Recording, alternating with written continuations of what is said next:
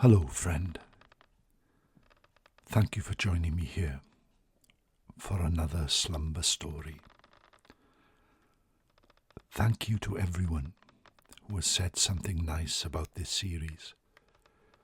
I'm so glad it's helping you. So sit back, close your eyes if it's safe to do so, and let all your cares and your worries go as we return to 1913 for more stories from Bob and Mr. Bunny, edited by Herbert Strang and part of the Little Giants books. When I hear stories like this that were told so long ago, that I hold in my hand the tales told to generations of children, I think when you tell them again, part of them lives on. There's something magic about it. So lose yourself in a story, my friends. Good night to you.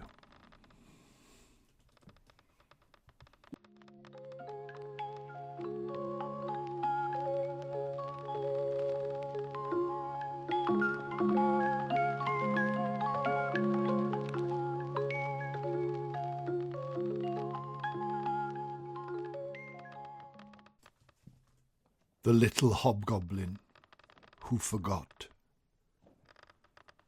There was once a little hobgoblin. He lived in a wood. Every morning his mother took him to school, and in the afternoon she fetched him home. But one morning she said, "You are getting quite a big hobgoblin now. I'm sure you can come home by yourself. Run along the path straight through the wood, and don't stop by the way." When school was over, the little hobgoblin started for home.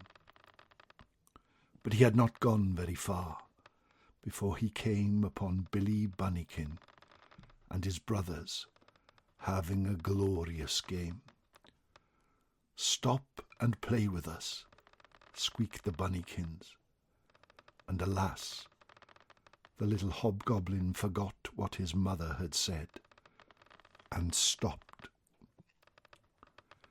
Presently Mrs. Bunnykin looked up from her knitting and said, "Little hobgoblin, don't you think it's time you ran home?" "Oh dear," cried the little hobgoblin, "I quite forgot. Mother told me not to stop by the way." And off he ran. He had not gone far before he met Freddy Fox. "It's my birthday," said Freddy. "Do come and have tea with me. And I have such a delicious cake." And again the little hobgoblin forgot what his mother had said and went. The tea lasted a long, long time. There were so many good things to eat. When they had finished, Mrs. Fox said, "Little hobgoblin, don't you think it's time you ran home?" "Oh dear," cried the little hobgoblin, "I quite forgot. Mother told me not to stop by the way." And off he ran.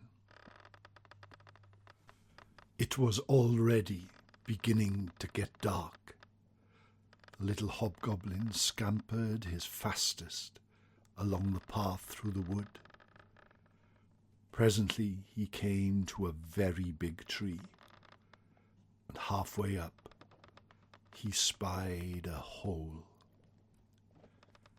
"I wonder who lives in that hole," he said. "I really must go and see." And again the little hobgoblin forgot what his mother had said and clambered up. It was quite dark inside the hole, and there was nothing to be seen. The little hobgoblin sat down for a moment to rest. In 3 seconds, he was fast asleep. Now, Mr. Owl lived inside that hole. When the little hobgoblin came in, he was fast asleep too. But soon he woke up. With his big round eyes that could see in the dark, he spied the little hobgoblin. "To-wit, to-woo," hooted Mr. Owl. "What are you doing here?" Then down he pounced on the little hobgoblin and picked him up in his beak. When it grew dark and the little hobgoblin had not come home, Mother Hobgoblin put on her bonnet and set off to look for him. She scurried through the path through the wood, looking right and left. At last she came to the very big tree, and as she was passing, beneath it she heard a most terrible noise. "To-wit, to-woo, to-wit, to-woo." Mr. Owl sounded very angry indeed. Then out of the hole he flew, with the little hobgoblin in his beak. "Let him go! Let him go!" shrieked Mother Hobgoblin. But Mr. Owl wouldn't listen to her. He flew over the trees and away. Mother Hobgoblin picked up her skirts and ran after them. "Let him go! Stop! Stop!" she cried. "To-wit, to-woo," screeched Mr. Owl. "Little hobgoblin, I will drop you into the pond." But just before they came to the pond, the little hobgoblin unbuttoned his coat. Then he slipped his arms out of it and dropped to the ground. Up he jumped and scampered under a bush. Mr. Owl could not find him, and screeching in rage, flew back to his hole.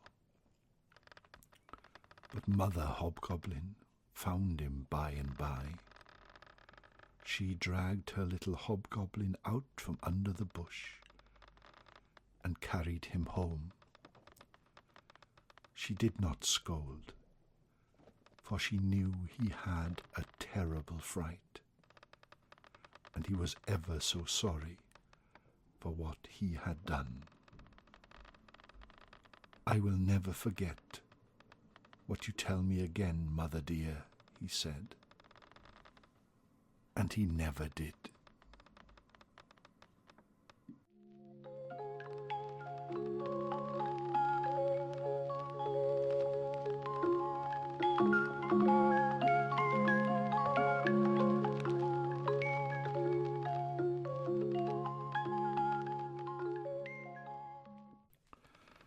A cheery tune.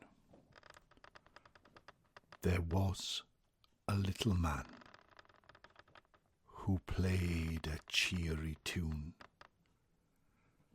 He sat upon a fallen tree and played it to the moon. The moon cried, "How entrancing!" The moonbeams cried, "What fun!" And the pixies fell a-dancing until the tune was done. The Fox and the Wolf. There was once a fox who was very hungry, so she ran out onto the road and looked all round to see if anywhere she could find something to eat. Presently, she saw a small peasant driving a sledge of frozen fish. It wouldn't be bad to try some fish, thought the fox. She ran on ahead and lay down on the road. Then she threw her tail on one side and stretched her feet out stiff. There, she seemed to be dead, and that was the end of that. The peasant came along, looked at the fox and said, "That would make a fine collar for my wife's fur coat." He took the fox by the tail and threw her into the sledge, covered with a mat, while he himself went to walk by the horse's head. It was not very long that the cunning fox lay still. In the bottom of the sledge, she made a hole, and out went the fish tumbling through it. Fish after fish, she threw them all out, and afterwards crept quietly out of the sledge herself.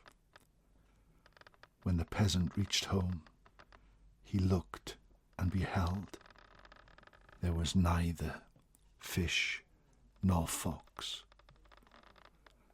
The fox dragged all the fish off to her lair, and after that she sat down nearby and began to eat them.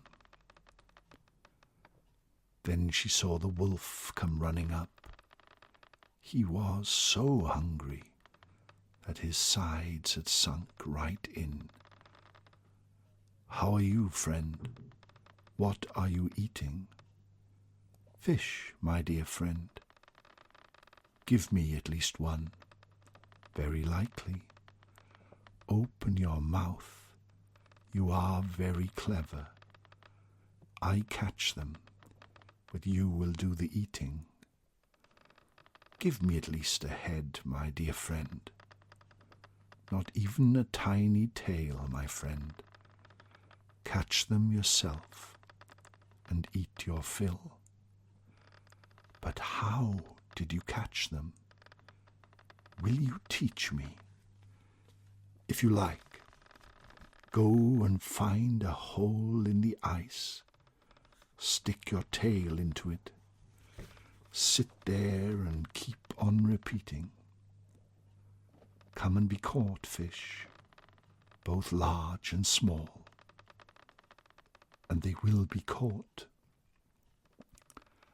The wolf found a hole, stuck his tail into the water, sat down and chanted, "Come and be caught, little fish, big ones and all, and bigger ones still." The fox came running up and began to circle round, repeating, "Freeze, freeze, O tail of the wolf." "What are you saying, friend?" asked the wolf. "The same as you, dear friend.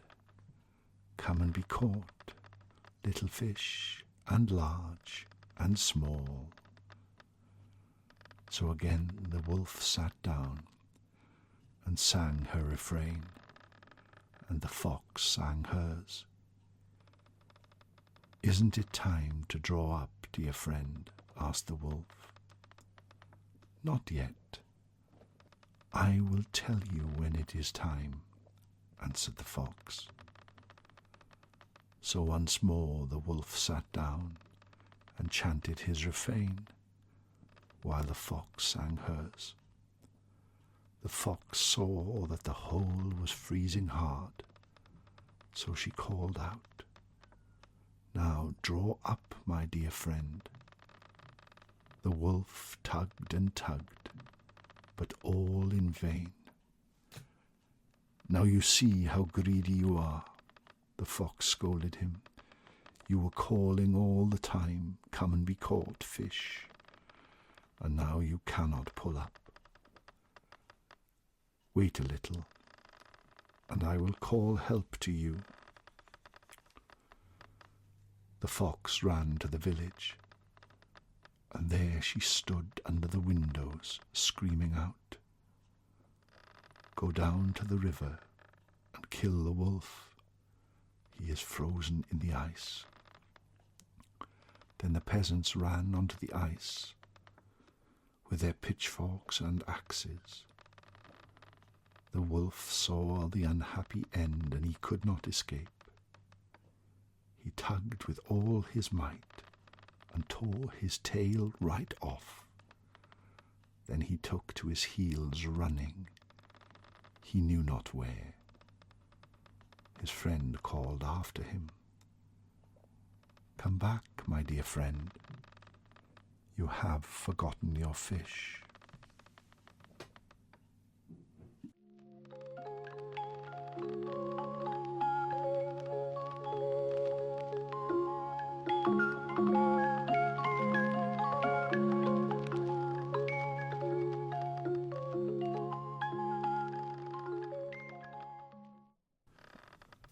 The Dormouse's Party.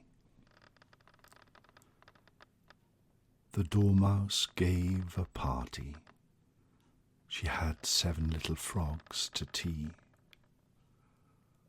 They sat all round her in a ring, and ate and drank of everything. And then they danced in 2s and 3s. They really were not hard to please. But Dormouse in a corner hid and had a snooze.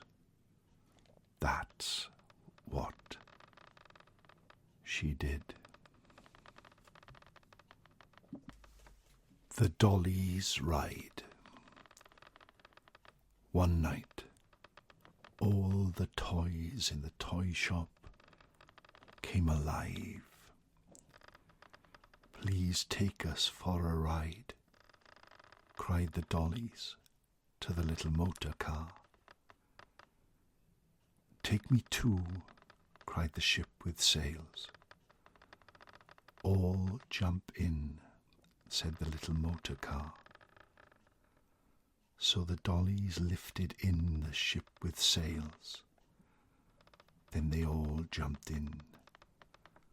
"We are ready to start," they cried. "Take me too," cried the toy aeroplane. But oh no, said the unkind dollies, "we don't want you." "Hold tight," cried the little motor car. Then away it sped, honk, honk, honk, out of the toy shop, along the road, as fast could be. Faster, faster, faster, the dollies cried, and the little motor car sped along, faster, faster still. At last it was speeding so fast it could not stop. Soon it came to the sea and dashed right in with a tremendous splash. Then its engine stopped, and it could not go on, and it could not go back. "Oh dear, oh dear," cried the dollies.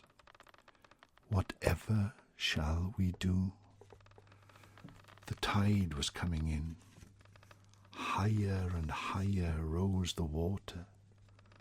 Higher and higher and higher. "We shall all be drowned," cried the dollies, for not one of them could swim. But when the water reached up to the ship with sails, it floated off into the sea. "Jump on board," it cried. So the dollies jumped on board. Oh, how glad they were. "We are safe at last," they cried.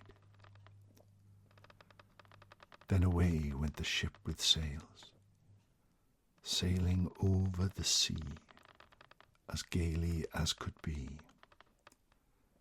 The water was smooth and calm, and the sky was bright and blue. "Please go faster," cried the dollies. But the ship with sails could only sail slowly along, for there was only a tiny wind. After a time, some big, dark clouds came rolling across the sky. Then a big wind began to blow. It blew the ship with sails along as fast could be. "Faster, faster, faster," cried the dollies, and the ship with sails sailed along faster, faster still. Soon the wind lashed up with the smooth, calm sea into angry waves which dashed right over the deck at the ship with sails. The ship rolled over from side to side, and the poor little dollies had to cling to the mast, for they feared the waves would wash them into the sea. "Oh, please, don't go that fast," they cried. But the ship with sails was now going so fast that it could not stop. Soon it dashed onto some jagged rocks. The dollies climbed off onto the rocks, but the ship with sails was wrecked. "Oh dear, oh dear," cried the dollies. "Now we shall never get home at all." And they clung closely together on the top of the rocks and sobbed. All of a sudden they heard a noise. Whir, whir, whir. High above their heads they looked up, but there was nothing to be seen. Whir, whir, whir. The noise grew louder, louder still. Then down from the big dark clouds came a very tiny speck. "Why, it's the toy aeroplane," the dollies cried. "Help, help, help." The toy aeroplane flew down onto the rocks, and the dollies climbed in. They lifted in the ship with sails, and then off they flew. They picked the little motor car out of the sea. Then they all flew back to the toy shop as fast could be. "We were sorry that we were so unkind to you," said the dollies as they got out. "Oh, that's all right," said the toy aeroplane. "I'm glad I just came in time."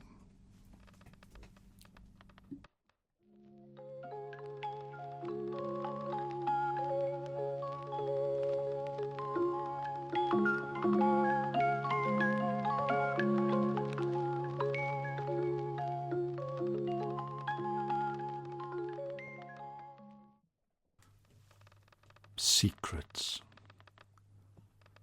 There's a little brown birdie with a pretty speckled breast who is living in my garden, and she's sitting in a nest.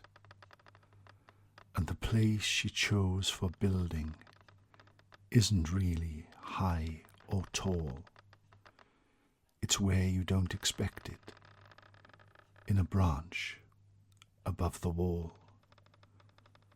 She thinks I haven't seen her, but she likes to peep at me, for it must be rather lonely, sitting all day in a tree.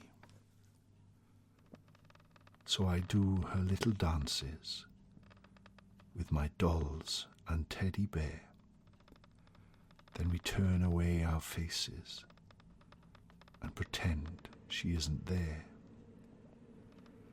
She stays there all the daytime till the sun sets in the skies, for beneath her cosy feathers is a very big surprise. She doesn't think I know it, so I'll whisper in your ear.